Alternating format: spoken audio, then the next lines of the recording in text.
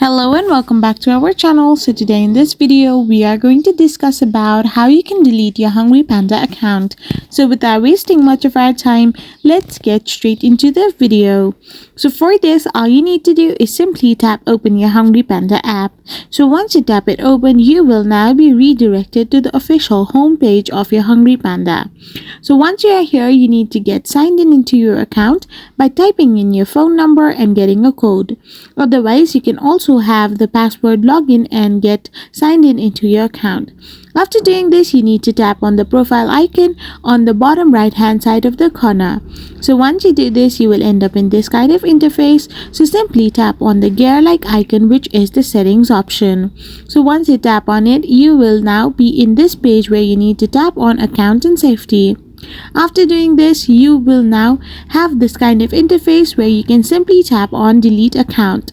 Once you tap on delete account, you will have to go through some process where you need to type in your number for verification after you hit the delete button. So once you type in your number, you will get a code in the registered number. Then you need to tap on confirm, and now you need to type in the code as well and answer the question.